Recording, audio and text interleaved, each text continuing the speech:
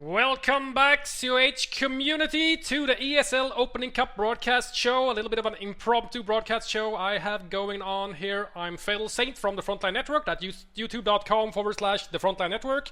And you're obviously watching now live on twitch.tv/the Frontline Network. Go ahead and scroll on down and you can find all of the links to all of the TFN stuff and all of the community as well. Go ahead and check out the other people streaming and actually follow their streams as well. We need more people in the community to grow and just to get more viewers in general. But yeah, I'm here today with IpKaiFung, who is the admin for ESL Competitive Heroes, basically for Competitive Heroes 2 on Electronic Sports League. And I believe that we are going to go in the finals now, and we had quite a lot of good players playing in this opening cup for the Electronic Sports League.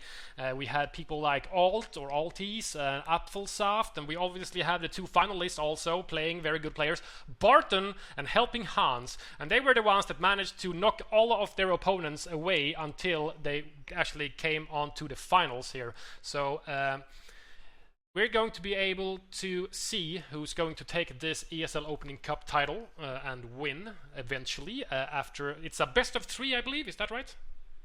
Yeah, best of 3, standard, community rules where, one's allies, then the next game they play the allies the next round, and then if there needs to be a decider, best VP score from the both games gets the pick faction choice. So same as always. Yeah, same as usual. In the TFN tourney, we actually had Barton and HelpingHans play. I believe HelpingHans was knocked out by Marcus, and Barton was knocked out by Symbiosis.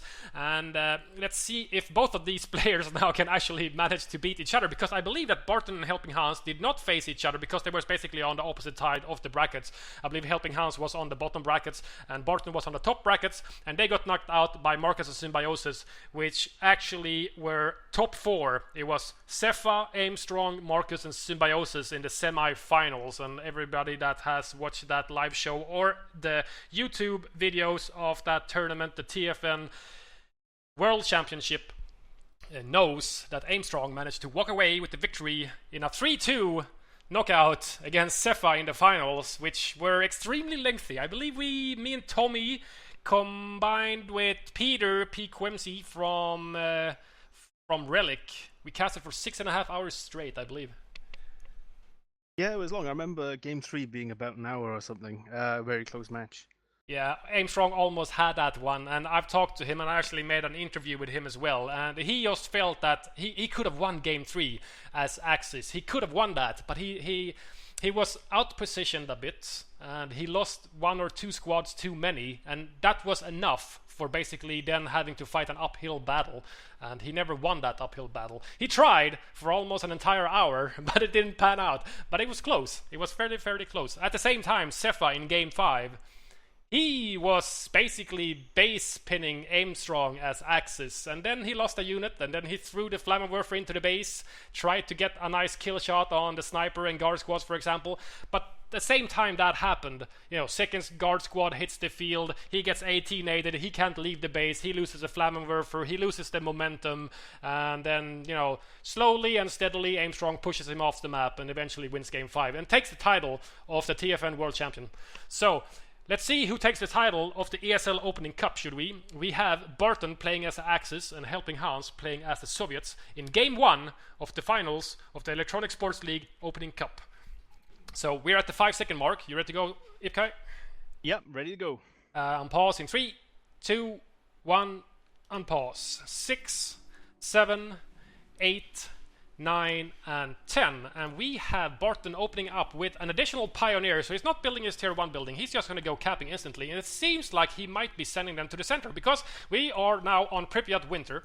And all 3 VPs combined with this watchtower is in the center. So the center is immensely actually important, especially in tournament games. Because if it goes to a game 3, you want to be the one that has drained the most VPs of your opponent, as IpKai explained before.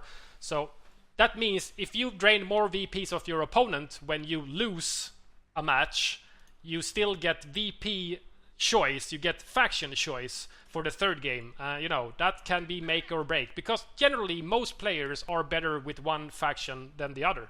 So it's important to play your best as both factions.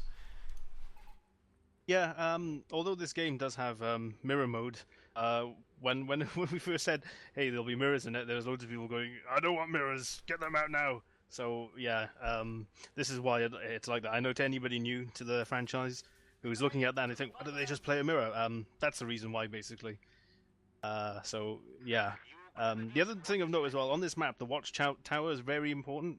It gives you such huge line of sight that when you have it, I think you can see to the other 3 VPs. You can actually have good line of sight. Yeah, exactly. I just turned on Fog of 4. You can see all the way up north here. Barton can see all the way up here. Obviously, there are true sight factors going in. So these trees and bushes and hedges, for example, they actually obstruct the view a little bit. But we do have HelpingHans, conscripts in the center now against the initial Pyro squad. He went up there to try and lay some wire. He did spam a little bit of it. One of the things they need to change in Company of Heroes 2 is that you can't actually destroy the wire unless you get wire cutters. You can't shoot at it even if it's not completed yet. So obviously something that they need to fix. But yeah, he does manage to chase off the Pyro squad. Not too hard, considering the conscripts basically beat the Pyros in a 1-versus-1 matchup at all times. Even if the Pyros, are in green cover, the conscripts can just basically close the distance and then chase them off. Yeah, but the Grenadier squad's coming in, and this isn't going to be pretty. Grenadier's going to do really well up close. Hans will probably have to retreat very shortly. Yeah, he did get the decap of the watchtower, but he didn't manage to cap it for himself, so he can't actually get into the watchtower itself. You can actually garrison that if you own it. So, it's kind of like a undestructible building, because you can't actually destroy that watchtower. No, you can't. I mean, you can get stuff out of it, though. If there's an MG in there, you can use artillery. You can try and snipe it, but same as before as well, 40% chance to hit anything. So a big gamble. Yeah, so mortars. But it's very small, so things that has splash damage, like a grenade, for example, extremely devastating. You can kill an entire squad with basically one bundle. That's all you need. Everything that's in that building will get basically disintegrated from one bundle grenade. And even guard and shock troop grenades do extremely well and almost outright kills whatever is sitting in that watchtower. Yeah, it seems to be in this game with regards to explosive weapons to buildings. The smaller the building, the more devastating it is. So, like, if you see a guy in a massive warehouse, I wouldn't bother throwing a grenade at it because it's not going to do that much damage. Whereas if they're in, like, one of those really tiny buildings, chuck a grenade, you'll probably kill, like, most of the squad, or even the squad outright.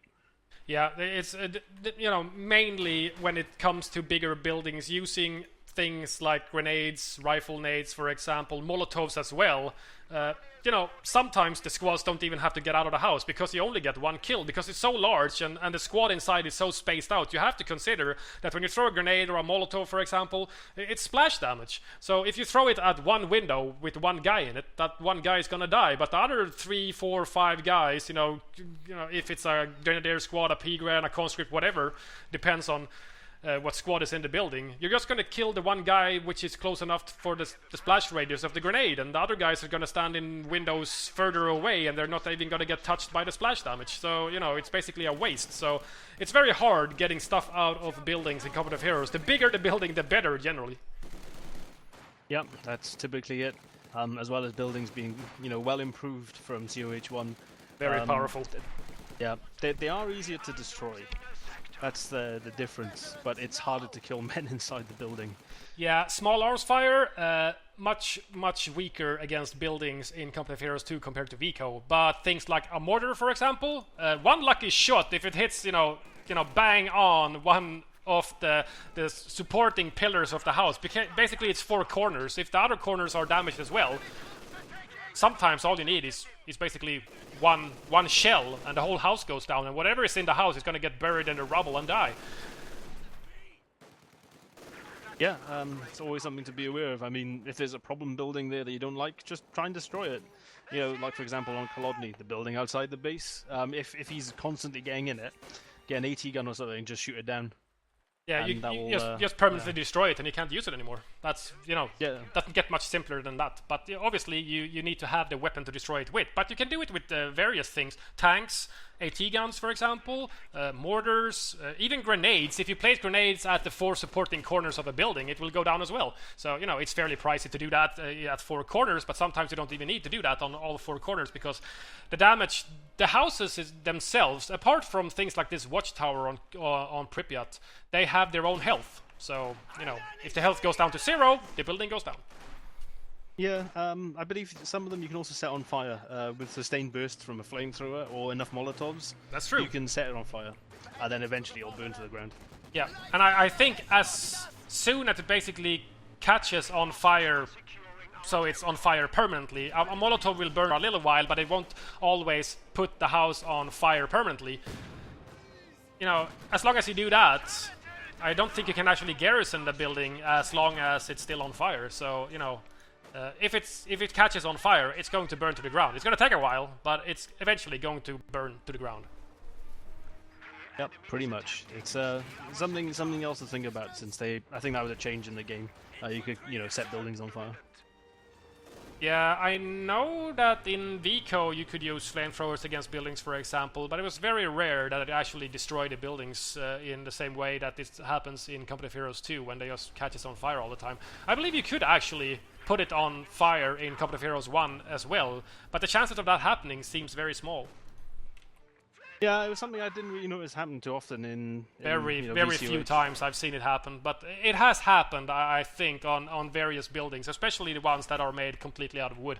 But it's very rare, very rare. Yeah, and the buildings are more robust, but again, easier to kill than men. Yeah, with small arms fire, just shoot them out. Two Yeah. scout cars out from HelpingHans. What else is in army composition right now? Yeah, 3 conscripts and a guard squad. He's gone hit the Dirk commander, very popular commander, as everybody knows.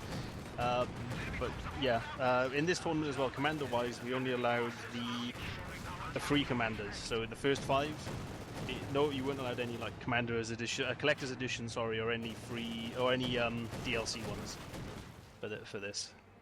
Yeah, I think that's it's the same in the. You also disallowed bulletins, like we did in TFN tournament. No bulletins allowed. Was that correct? Yeah, that was under advisement as well from Relic. Particularly, they said that they hadn't tweaked the bulletins to be an acceptable manner for them. So said, yeah, okay, we're not going to use them either as well. I mean, It's easy enough to get rid of them. You can, you got 5 loadouts. You can just say, all right, I've made a tournament loadout. I've de-equipped everything, and that's it. So it's not too inconvenient for the player either. Now just make a custom loadout for the tournament. Remove all of the bulletins, and then you put in the 3 commanders that you want to use. You just go from there. It's fairly standard, fairly easy. So Blizzard has been set in for quite a while now, and I do see that there's freezing units from Barton on the right-hand side. He lost one of the MG crews there, and he has 2 of his vehicles now in the center. The scout car goes out of control, but it did manage to kill 1 scout car before dying at least. But this guard squad in the center now, he's going to try to go after this Flammenwerfer most likely, but I'm not exactly sure if he's going to be able to get to it, as it's on the other side of this ice now. So tier 2 up for Barton as well, obviously, as he's had the half track and that scout car. Scout car went down, so yeah, he's down 1 unit so far, but he's killed 1 M3. So considering that, I think it's basically 50-50 of who's actually winning right now. Yeah, pretty much. Hans, I would say, at the moment, is a bit of an advantage because he's got the watchtower and it's a blizzard. Gives him a bit better line of sight for the blizzard period, because obviously, I think it's about 50% your line of sight gets reduced by. So it's a real big advantage, although he's about to run into a Panzerfaust. Oh yeah, he ate a Panzerfaust in the front of that M3, takes 50% of the health down approximately, and also chases that off, but he does vacate his guards. He's trying to go after this Flammenwerfer through a nice grenade against the Pios, but Barton nicely microed away from that thrown grenade, and this guard squad now from Hans is finding himself quite outgunned here in the center, so he's going to be forced to back away, and there's basically not that many reinforcements. We do have a Combat Engineer and a conscript moving into the center as well, but he's taking quite a lot of flak from these 3 Grens, and he's going to be forced out of the center. It's going to most likely be a prolonged engagement here now with all of this infantry fighting each other. Yeah, he'll... Ooh, nice rifle nade! Ooh, here we go. Yeah, it was okay. The NGs die? No, they got into the building. So this is going to be a problem now for Barton. He's got his MG set up, but that Combat Engineer squad was actually down to 3 men, taking quite a lot of damage now. I believe he might be focus fired by the Gren squads. He does manage to get out of there at 1 man, very low health, and the Flammenwerfer is repaired. He's got his engine back, so he's going to start laying in the hurt on Hans's infantry yet again. And how does it look for teching for Hans? Right now, Barton is adding on his tier 2 build order with a pack. He's still in tier 1. He hasn't actually built any buildings. He's got 160 fuel, 250 manpower. So I'd say he'd go. I honestly would go for some tech right now to deal with this Flammenwerfer. But we'll see what he does now. Yeah, a good counter to it is obviously getting guards and getting them in an M3 so you can chase after it, because it's very hard, especially if you haven't damaged the engine on the Flammenwerfer, to actually catch up to it. So it's a fairly good idea, but at the same time, I think Barton is doing quite a good job actually supporting most of his infantry and most of his vehicles with each other. So he's got Gren backup for his Flammenwerfer, for example, and he's got the Flammenwerfer backup for his Grenadiers when he gets infantry attacked. So he's doing very good, and he's very strong in the center, I feel. He's even got a good bunker. Very forward bunker. I think we casted a game on TFN between yourself and Barton, and he did the same thing. Very, very forward medic bunkers. Yeah, he did. It was a pain to get rid of him. It was on the summer version of this map, and yeah, he would just hover around that point. And a lot of the time, I was just trying to avoid him to get away from his units. You know, his big blob of G43 Grens. But it was quite annoying until I got the Su-76. Then I just artilleried it. Yeah, that's also from tier 4. So if you're going tier 4 and you have a problem with these basically forward reinforcements points and you know, good axis fortifications with strong numbers and support weapons, MGs, packs, for example, Su-76 is a fairly good idea, and it's extremely cheap as well. I think it's 160 manpower and 55 fuel or something like that. So it's not that expensive. And I see we do have tier 3 coming up, not tier 4, for Hans. Yeah, tier 3. I don't know about that. Personally, I think I wouldn't go with this unless I went tier 2. Because you need the AT guns to provide some better AT, because the T-34 is not stellar at AT at the moment. Nah, it has a very, very hard time against medium armor from the Axis side, like P-Force, for example, which is generally the choice that most Axis player goes with right now. The Ostwind, you know, it's good against infantry. It can actually do damage against medium tanks like T-34s and light tanks like T-70s as well, but it's basically the same price as the P-4, so there's not really much of a point in getting an Ostwind, in my opinion, apart from if your opponent is going all infantry crazy, because it fires faster, so it's better at killing infantry than the P-4, but, you know, the P-4 can still handle infantry quite well. Yeah, it does quite a lot of damage. You know, one good shot can take out quite a lot of men in a squad. So yeah, it's not a slouch against infantry either, to be fair. No, the P4 is a nice go-to medium tank for the Axis right now, but it seems like Barton is just sticking in tier 2 for now. He's increased his infantry with 2 P-Grand squads as well, and he's killing off some Soviet squads up in the north. One-man PPSH equipped conscript squad trying to run the gauntlet, gets cut down by the STG-44s on that P-Grand squad. So 1 squad down from Hans. Nice engagement for Barton, only basically losing 2 P-Grand members to killing an entire conscript squad. So very good attack for Barton up north, while he was keeping Hans occupied down in the south. Yeah, Hans managed to take out the Flamer half track, but something of interest as well, Barton put some telemines on the land bridge, where the ice goes across where the river would normally be on the summer map. But I don't think that's a good spot, because his M3's, well, I might actually hit it. But that's actually quite an interesting spot. A very forward spot, and he was almost backing into it, but yeah, it seems like it's going to be okay. Yeah, I mean, that's the thing with these ice maps. You haven't got really big choke points anymore. It's quite open because you can traverse the ice, and you know, that opens up flanking opportunities. Yeah, you don't need to use the bridges anymore. You can just go around the bridge and go on the ice instead, because as long as it's still solid, no problem traversing it. Obviously, you have to pay attention to especially artillery and tanks, for example, blowing up the ice, which will sink vehicles, tanks, and also infantry if they actually fall into the holes. So yeah, you gotta pay attention when you traverse the ice, but it's not at all like the spring version, where it's basically just chokes all over the map. It's just choke down south, especially with the water making you extremely slow to traverse the water. And then there's bridges, which are just chokes. So, you know, everywhere chokes. Yeah, it's quite interesting how, you know, the snow tile set can open up a map, you know, quite heavily.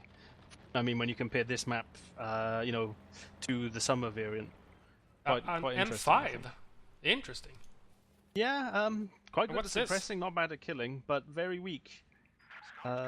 It's like a buffed M3 basically. It's come from tier 3, it's more expensive, but it has more health, so you know it can take more flak. But at the same time, especially now with another scout car on the field, I'm not exactly sure who's going to win that matchup. You know, in a vacuum, an upgunned Axis scout car versus the M5 upgraded to a quad. I wonder who actually wins that, because I believe that quad can do quite a lot of damage to that scout car as well. Yeah, when I last saw a fight like that, I think the Axis Scout car won, but I mean this was quite a while back in beta, so I can't really be certain that it's the same situation now. Oh, P-Grand squad on retreat. T-34 is in pursuit and polishes him off on retreat. Barton did the fastest retreat he could, but he was behind enemy lines. He was trying to actually get the cut-off from Hans to basically cut off the munitions point and also strengthen his hold on the fuel up north. Oh, nice pack shot on that M3 in the center. Takes it out in one shot. Yeah, but the T-34 is going for a flank and Barton's not repositioned. Also a bit of a standoff at the bottom as well, so you've got two fights at two different fronts. Quite interesting at the moment. The pack is going to try and reposition and face the correct way. Gets a nice shot on the T-34. Nice grenade on the pack, kills only one man, and is getting reinforced from that half-track that was rebuilt by Barton after losing the Flammenwerfer. Yeah, he likes to have the half-track about just to reinforce, because he's also got, that med bunker, so he tries to stay on the field as long as possible. Guard squad. Guard squad lost. down in the center. T-34 is back in the way, so is one of the conscript squad, but the presence of Axis forces in the center is quite high right now. 2 Grens, the pack, that half-track, an MG, a P-Gran, and a Pio squad. At the same time, this M5 is just roaming around in the backfields, trying to find some easy targets to mow down. Especially things like P-Grens, without Shreks, they can't actually defend themselves against vehicles whatsoever, because they have no Faust ability like the normal Grenadiers have. So if you find one of those squads just, lingering around somewhere in the backfield, you can most likely polish them off. Wow, look at that quad! Look at the M5 against that scout car! He has no chance of surviving that without an upgun. No, it's dead. Unless he manages to get out in time. I think he got stuck on a little bit of the scenery right there, and that M5, I don't know who's actually gonna win that if that scout car was upgunned. Interesting, because it took him quite a while. It took 3 or 4 bursts to kill that scout car. I don't know. I'm not sure. It's something I'd have to look up, like the health values of the M5 and that one, and the scout car. I can't remember them off the top of my head. Medium tanks are 640 and lights are 320, but I can't remember. I like how when you cap the repair stations, which are also on Pripyat Winter, just like that watchtower, there's repair stations and there can also be healing station. I think it's only on City 17 where I have seen the healing station point, so to speak. But when you cap the repair station or when you decap it, obviously the men that are manning those stations, they are either Soviet or German. But when you decap it, they just drop dead. It's kind of like the third pack guy from Vico all over again. Or the AT gun crewman, the third guy that survives and then he basically commits suicide. Yeah, I always used to think he'd take a cyanide pill or whipped out a Luger and shot himself in the head. But you never saw the spray, because when people sniped, when your men got sniped, you would also see like a big spray of blood across the map. But yeah, middle very well fortified by Barton. It's going to be very hard to get in. I think Hans probably could have done with some indirect fire. If he saves up, he can actually build some. Because he has gone that commander that allows him to build a howitzer. Oh yeah, 4 CPs, or is it 5 for the Orn map? 4 CPs and 600 manpower. Yeah, and no fuel actually, so you can actually build artillery without any form of fuel, so all you need is manpower. Obviously doctrine specific again, so only few doctrines have that on map for the Soviets, but yeah, it's completely possible to build that. And what is this sniper team doing? Running right into an MG in the center. I'm not exactly sure he's retreating, but an MG mows him down on retreat. Snipers, very low health. You don't want that to happen. And here comes the P4 now from Barton. Takes out that N5 combined with a shreked up P-Gwen squad. And he's now chasing these poor conscripts on retreat as well. Down to 3 men. Most likely going to be able to get away, however. All of the German forces are going back to this forward reinforcement point for Barton, which now houses at half-track and 2 Pios just hanging around repairing stuff as well. Yeah, really hard to get him out. As well as that, the P4's on the map. He got 2. Hans has got 2 T-34s, and in a vacuum, the T-34s would probably win. But with all this infantry support and the pack, I don't think he's got much of a chance. Yeah, and Shrek as well. Shreks are very good against the T-34s. Yeah, they have really good accuracy at long range as well, and it seems that every shot will penetrate. So Nice. he's in a really tough spot now. Yeah, nice teller on the bridge going up for Barton. So he's just basically protecting his flanks now into his stronghold, which is just behind the watchtower and right next to his VP with the forward healing station and his forward reinforcement point being that half track. Here's a T-34 now. The P4 is trying to go after him, but I believe that due to true sight he couldn't actually get a shot on him. No, it He's seems trying, and now he's just getting stuck on the trees. Yeah, the T-34 might get away. Yeah, he's just gonna go back to safety, and there's one M3 for Hans, which is still alive. I don't think it's been doing much because that scout car came out fairly quick, considering that Barton actually went for, I think he went for 3 Grens and an MG, which is my preferred build order for Axis 2. I've been experimenting a little bit with Aimstrong's huge tier 1 stuff that he did in the tournament, which was only beaten by Cepha. I believe he beat all of his opponents in the tournament. He 2-0'd, including Marcus. And that was with that massive tier 1 for the Germans. So he basically built 2 MGs and 4 or 5 Grens, and then added to it if he needed something like a mortar, for example. So yeah, massive tier 1. Sadly, my macro is not up to snuff, and I can't actually keep track of like 8 tier 1 units in the beginning of the game. It's very hard for me to actually micro all of it at the same time. But I can see it being very, very powerful. Yeah, I mean, the thing is with Seth, I believe he uses a lot of scout cars with flamers in them. And also as well, he always picks off like lone squads. Yeah. He'll never attack a mob of Grens with those cars, because when we focus fire, we'll take them down quite quickly. So he's like, all right, I'll find a guy on his own. He's on his own. Okay, I'll just gank him with these scout cars, and try and kill a squad. And that's what he was doing, just being really opportunistic with the scout cars. VP situation is actually very bad for Hans as well. He's only on 64 right now. It's because it's triple capped. It goes so quickly when you're triple capped, and all VPs being in the center of Pripyat Winter is really, really bad. If you don't control the center, you don't control any of the VPs, basically. So yeah, you need to do something quite fast, especially when the Germans get a nice fortification like this. But Barton has been playing very good. He's responded to the harassment on the right-hand side. He's had enough resources to actually, keep producing and keep teching. So he got the P4 out, and that's basically all he needed.